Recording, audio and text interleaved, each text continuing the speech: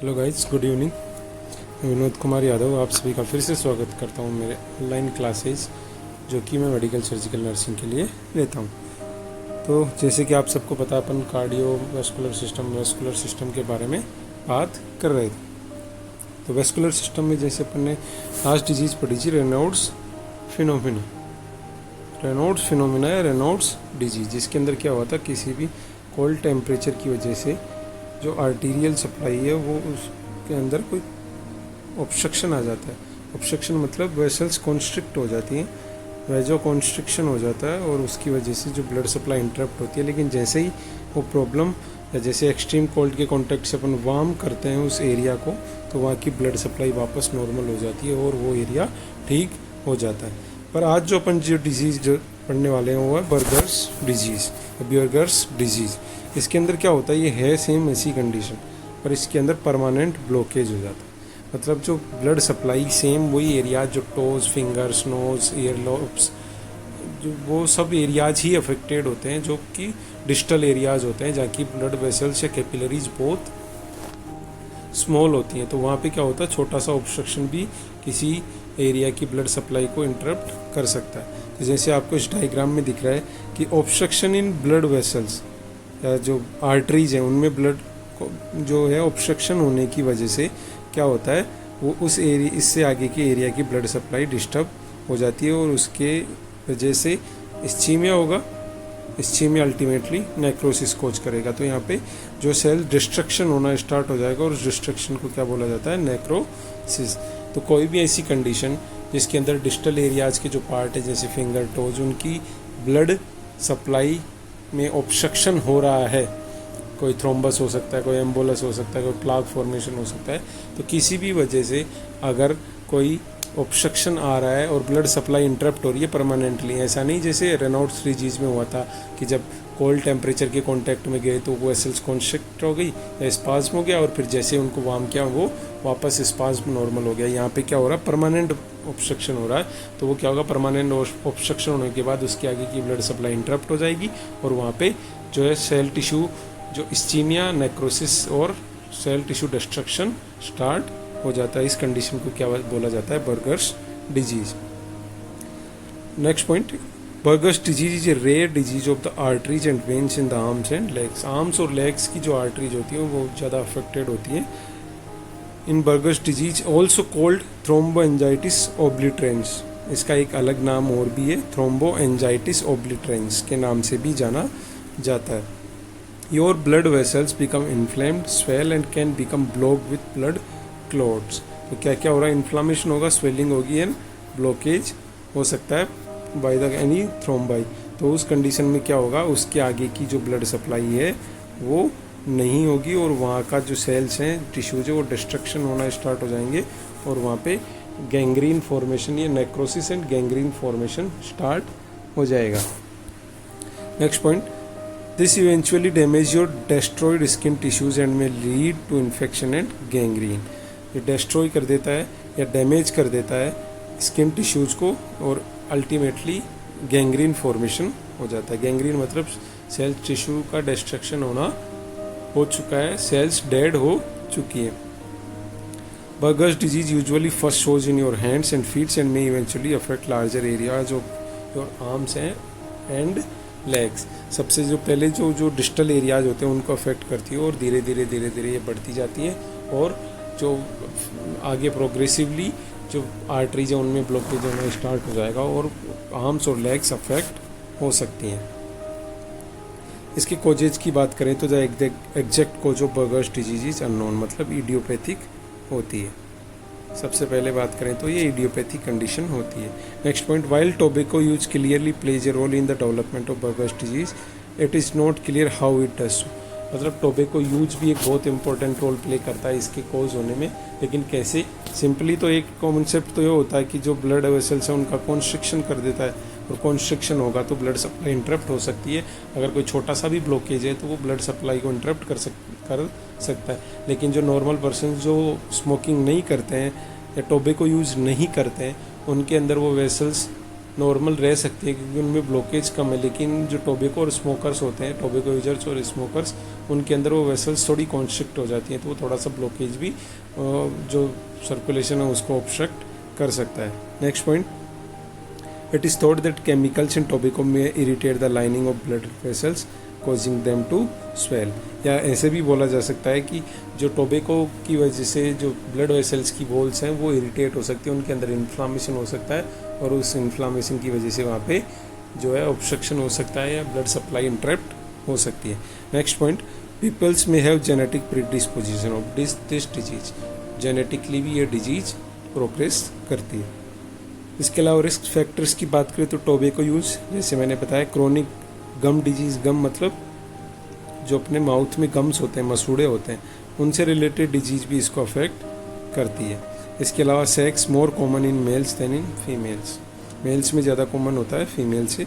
And age less than 45 year old. 45 year old से कम जो एज होती है उन लोगों में ये कंडीशन ज़्यादा देखने को मिलती है।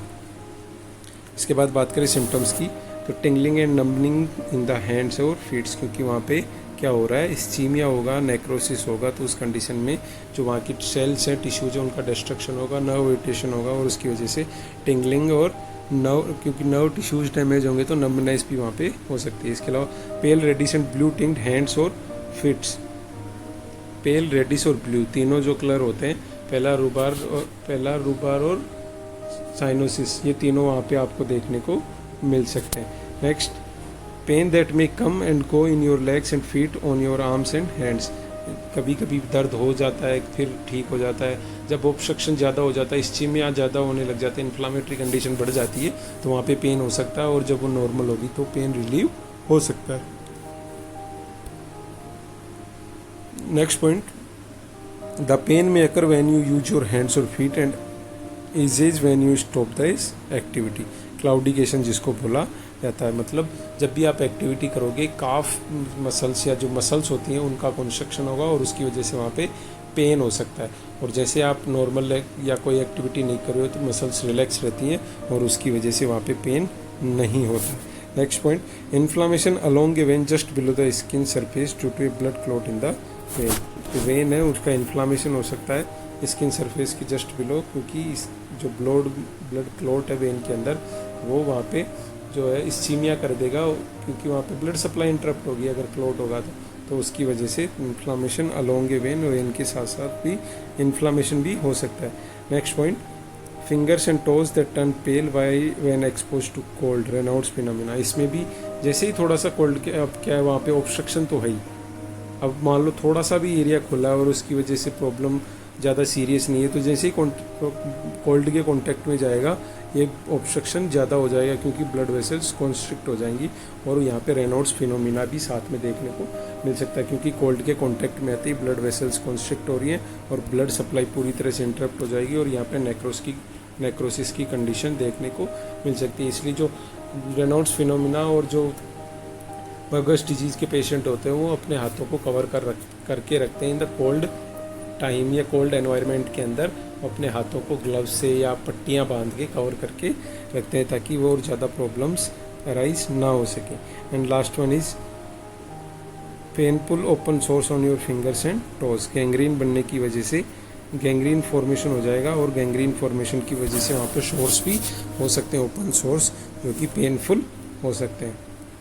नेक्स्ट बात करें डायग्नोसिस की, तो हिस्ट्री फिजिकल एग्जामिनेशन कर सकते हैं, ब्लड टेस्ट जो कि हेल्प करते हैं rule out autoimmune disease such as scleroderma and lupus, blood clotting disorders and diabetes, क्योंकि ये जो कंडीशंस होती हैं इसकी को और ज़्यादा वर्स कर देती हैं, इसके होने के रिस्क फैक्टर्स को बढ़ा देती हैं। The Allen's test to check the blood flow.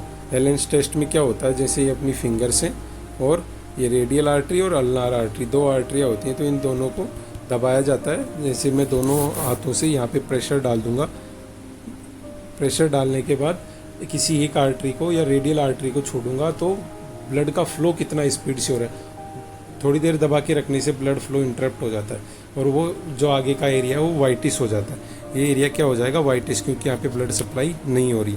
और जैसे ही अपन रेडियल आर्टरी को छोड़ते हैं तो रेडियल आर्टरी की पोटेंसी चेक करने के लिए एलेंस टेस्ट किया जाता है कि अगर ये वापस हाथों हाथ फिलिंग फटाफट से हो जाती है वापस, तो मतलब कि रेडियल आर्टरी नॉर्मल है।